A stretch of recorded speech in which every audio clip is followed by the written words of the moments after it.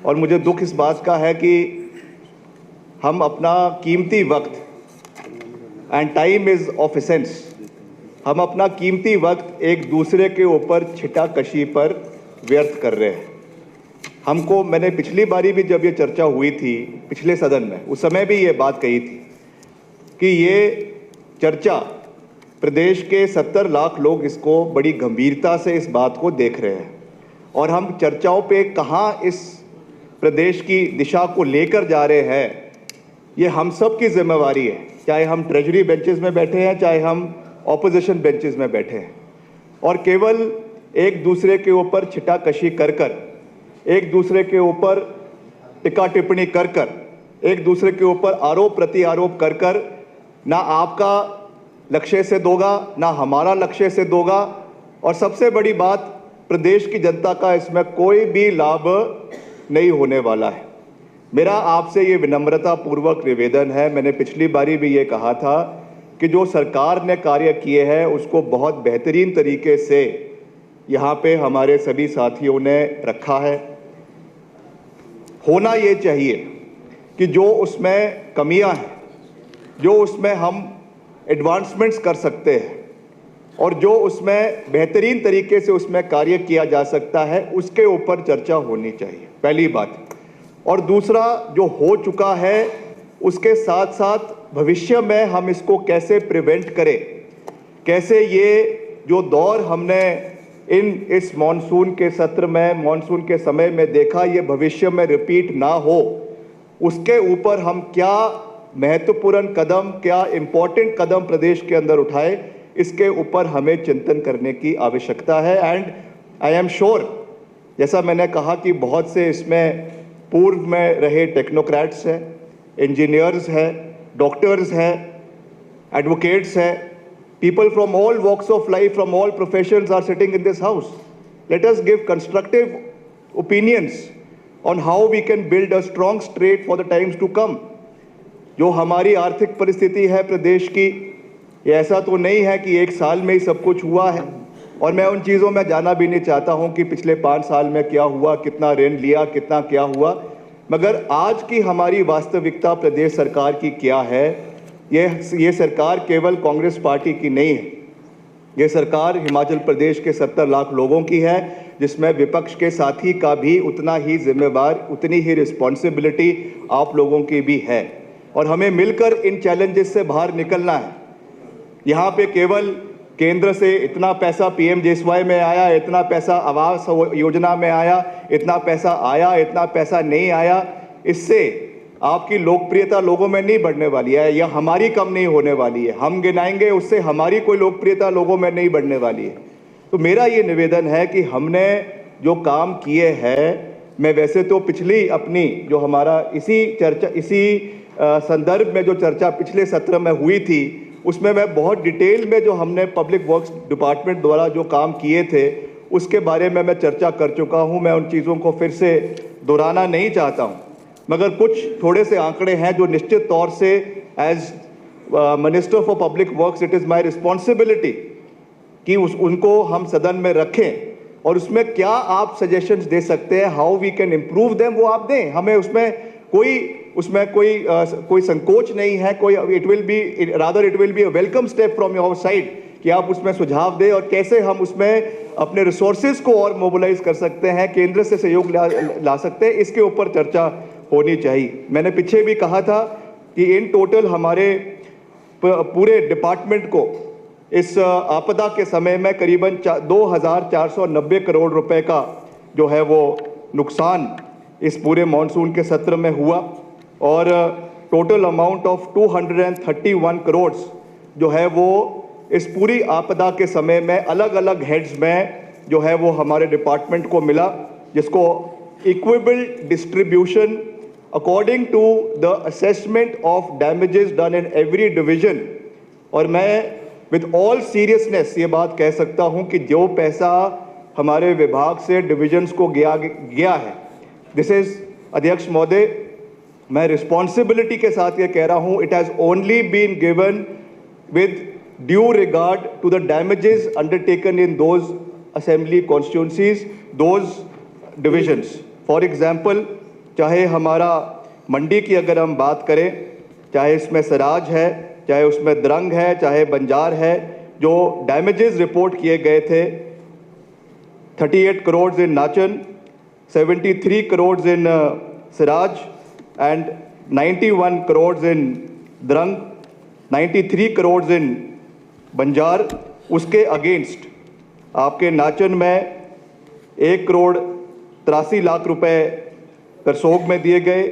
1 करोड़ 80 लाख रुपए नाचन में दिए गए। द्रंग में जैसे मैंने कहा उसके अगेंस्ट 91 करोड़ का एस्टिमेटेड लॉस था, मगर फिर भी वहाँ पे क्योंकि एक्सटेंसिव डैमेजेस उस एरिया में हुए, बहुत डिफ़िकल्ट एरिया है, वहाँ पे 4 करोड़ 60 लाख रुपए हाईएस्ट इन मंडी एरिया जो है वो द्रंग के अंदर दिए गए। और वैसे ही बंजार में 93 करोड़ का एस्टिमेटेड लॉस के अगेंस्ट 4 करोड़ 33 लाख रुपए उस एरियाज़ में दिए गए। तो ये बात मैंने पिछली बारी भी कही थी, मैंने चौपाल का एग्जाम्पल भी आपको पिछली बारी दिया था और आपने धन्यवाद किया था माननीय सदस्य कि हमने इसमें कभी भी कोई राजनीति की बात नहीं रखी है। हमने हर विपक्ष के साथी के साथ भी पूरा तालमेल बनाकर वहाँ की मांगों को हमने उठाया और उन्हें पूरा करने का हर संभव प्रयास किया गया।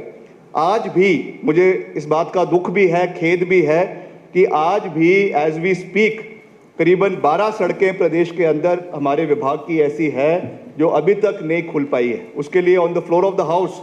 मैं इसके लिए दुख प्रकट कर रहा हूँ। आज सुबह भी मैंने अधिकारियों से बात करी है और मैंने उनको कहा कि समय पर ये कार्य हो जाना चाहिए था। फॉर वेरियस रीजंस, कई जगहों पे डंगे लगने हैं, अभी तक नहीं लग पाए हैं, कई जगहों पे जो है कटिंग होनी थी उसकी वजह से या कोई और ऐसे कारण रहे हैं जिसकी वजह से ये नहीं खुल पाए हैं। मगर एक टाइम पर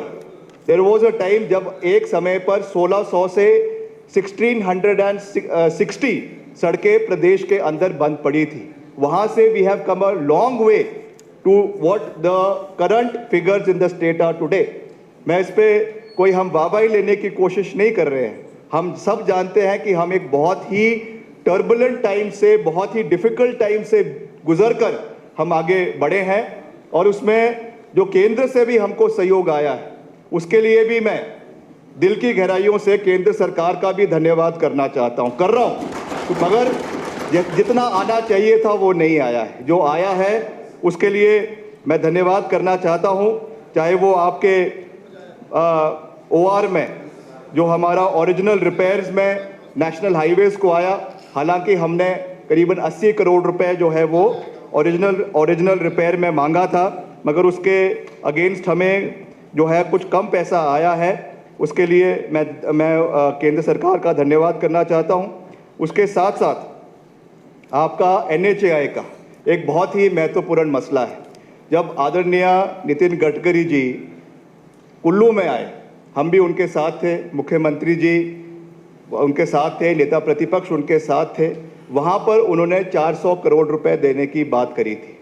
चाहे वो हमारे भारत सेतु योजना के तहत जो ब्रिजेस बनने थे उसके लिए था, चाहे उन्होंने ये कहा था कि जितने भी नेशनल हाईवेज़ हैं उनके लिए जो हमारे स्टेट MDRs है उससे 1 किलोमीटर तक उनके रख रखाव के लिए पैसा NHAI की ओर से या केंद्र सरकार या MoRTH की ओर से वो पैसा आएगा, जिसके लिए उन्होंने 400 करोड़ रुपए की घोषणा करी थी कि नहीं करी थी वो आपको विपक्ष के साथी मेरे से बेहतर जानते हैं। उसमें से कितना पैसा अभी तक आया है या नहीं आया है मैं उन आंकड़ों में नहीं जाना चाहता हूं, क्योंकि अभी तक उसका कोई पैसा हमको नहीं आया है। मगर फिर भी मैं इसमें कोई पॉलिटिक्स नहीं कर रहा हूं। मैं आपको ये गंभीरता के साथ ये बात कहना चाहता हूं कि इस विषय को मैं विपक्ष के साथियों से भी निवेदन करूंगा कि इस विषय को केंद्र सरकार के साथ उठाए, क्योंकि आज भी हमारे नेशनल हाईवेज़ या NHAI डायरेक्टली जहाँ पे काम कर रही है उसके साथ जो नेशनल हाईवे उसके साथ जो हमारे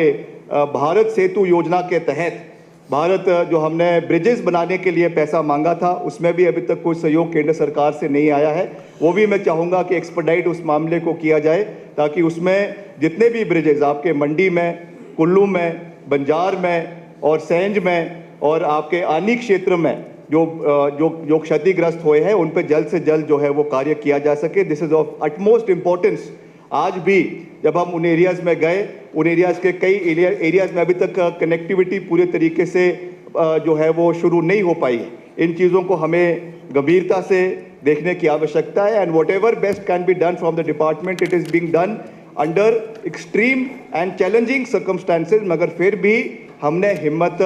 नहीं हारी। और आपके रिकॉर्ड समय में, मैंने पिछली बारी भी ये कहा था कि I would like to congratulate our department, the lowest working people, चाहे वो हमारे एसडीओज हैं, हमारे जेईज हैं, उन्होंने रिकॉर्ड समय में जो बेली ब्रिजेस प्रदेश के अंदर लगवाए, और करीबन आपके जो है 15 ब्रिजेस, वैली ब्रिजेस लगाए गए, जिला कुल्लू के अंदर लगाए गए, आपके शिमला में ठियोग के अंदर लगवाया गया, और वैसे ही आपके जो है ये झूलास ये भी लगाए गए। And in addition to this 12 new bailey bridges have been procured at the cost of 18 crore, जो हमने, जैसा मैंने पिछली बारी भी कहा था कि 2 जगहों पे इनको हमने एडवांसमेंट के लिए, ये स्पेशली कोलकाता से मंगवाए गए, और इनको हमने हिमाचल में 2 जगह पे स्टेशन किया गया है, not only for what the previous circumstances were, मगर एंटीसिपेशन में अगर आने वाले समय में इस तरीके की कोई आपदा आती है तो हमको फिर से उसके लिए इंतज़ार ना करना पड़े, और इमीडिएटली जो हमारे मैकेनिकल डिविजन्स हैं वहाँ से इन ब्रिजेस को इमीडिएटली उन एरियाज़ में भेजा जाए, ताकि ये प्रॉब्लम्स आने वाले समय में जो है वो ना हो। वैसे ही गाड़ियों की बात, हर जगह पे, क्योंकि हमारा मोटर व्हीकल एक्ट जो लगा उसकी वजह से रिडंडेंसी जो है वो गाड़ियों में हो गई, हर डिपार्टमेंट में हुई है, मगर उसके लिए भी हमने अध्यक्ष महोदय प्रोक्योरमेंट गाड़ियों की शुरू कर दी गई है, और इसमें हमारे 60 करोड़ रुपए की लागत से 96 जेसीबीज, 103 टिपर और 2 आपके एक्सकवेटर्स और 68 MUVs मल्टी यूटिलिटी व्हीकल्स जो है वो आपको इसकी प्रोक्योरमेंट शुरू हो गई है, और 46 यूनिट्स अभी तक जो है ये रिसीव हो चुके हैं। आने वाले समय में और इसका जो प्रोक्योरमेंट है वो चला हुआ है, ताकि हम समय पर इन चीज़ों को जो है इन रिमोट एरियाज़ में जो है वो पहुंचा सके, इसके लिए हम प्रयास कर रहे हैं। एक चीज़ जो हमने और देखी है, और इसके लिए मैं फिर से इस ऑगस्ट हाउस से निवेदन करूंगा कि हमको बायपार्टिजन सोच रखकर इसके ऊपर चिंतन और मंथन करना है। हम लगातार इलाके के, प्रदेश के विभिन्न क्षेत्र का दौरा भी करते हैं, और जो अंडर कंस्ट्रक्शन हमारे अलग अलग प्रोजेक्ट्स हैं जो डिपार्टमेंट द्वारा डिपॉजिट वर्क में चलाए जा रहे हैं, whether they are combined offices, whether they are tehsils, sub tehsils, colleges, schools,